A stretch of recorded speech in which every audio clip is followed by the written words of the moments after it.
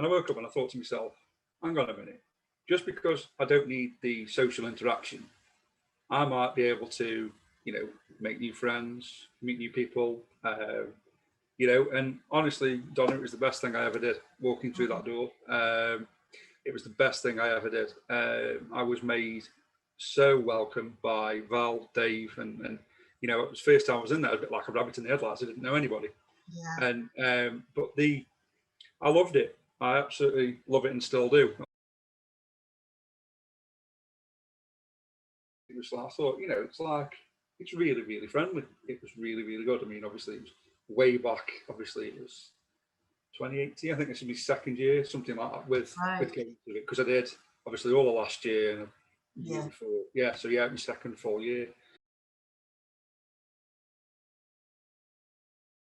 I'll be honest, I don't like change, not like many people do. I need to, it's the only thing of having cerebral palsy that I really don't. It always goes back to having, obviously, cerebral palsy. It's the case of, if something changes, for instance, I'm moving a work provider or wherever, there's a few things that go through my mind when they say, right, you're moving, you're going on to elsewhere.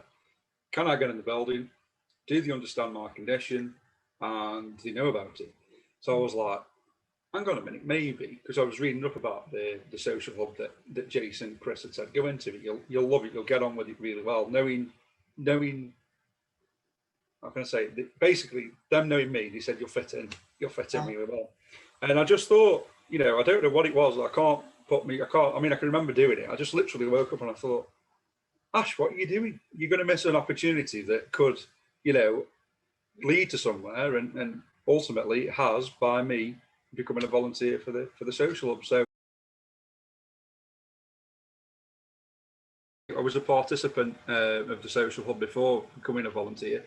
It doesn't seem like I was there long as a participant. It probably was, but it didn't feel like it was. When I was a participant, I did do the majority of the. If I remember back to it, I did do. I attended and we did. I think we had a breakfast brunch hub. I think, if I remember rightly, where we all, when we could get together and have food together and stuff. So we did all that, and then I didn't do, because there were some courses going on at the time. And when I first started, I didn't do them because I was still finding my feet to, see what it was all about. I've had help in the past with my disabilities from family, from the school. I always want to give something back to disabled people. Obviously, because Val says we understand them, but we don't always properly understand, if that makes sense. Yeah. Where, for instance, you do, Ash, because you've seen it, you've grown up with it.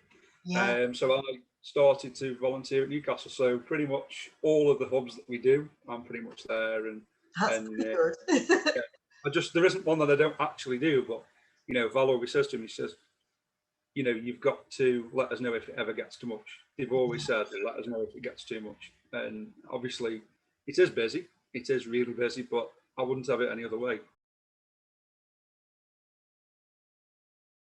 For me personally, the lockdown was, I'll be honest, it was scary.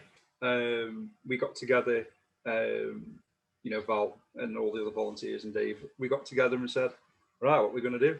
And they said, has anybody ever used Zoom before? I'm like, I've heard of it, but I've never used it.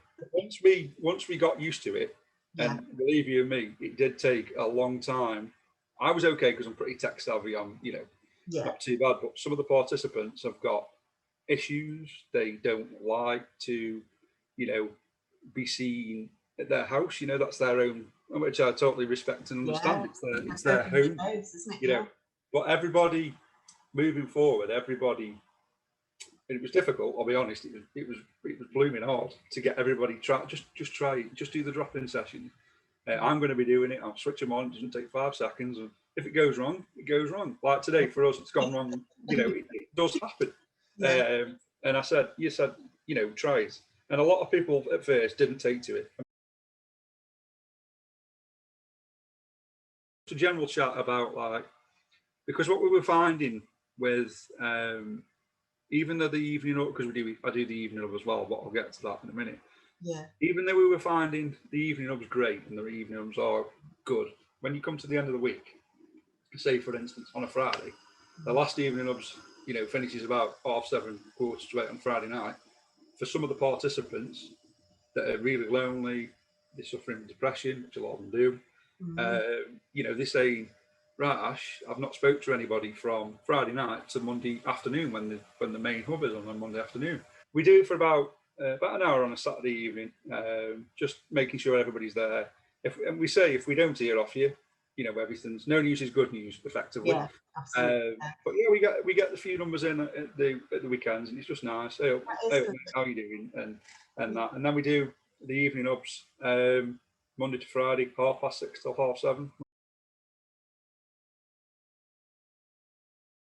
A, I enjoy it, and B, I like to see that person flourish, if that makes sense. I like to see that person smile, and it gives me a huge sense of achievement and makes me feel warm inside. It's like, I've actually achieved something.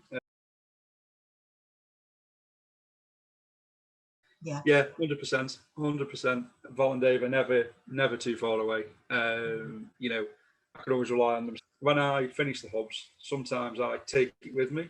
And I've said this to Volendale, I'm like, I can't switch off from it. And Volendale says, look, you've got your own personal issues going on in life, of course. And they said, you need to. And I'm getting better at doing it, but I'm always like checking the phone. I said simply, just because I care to, that's what it is. I care for each person that I speak to and help and support. Because I always say, and we always say in the hubs, we are one big family. And we don't sort of say it was a finish line. We don't all go over the finish line, individually. We go over together.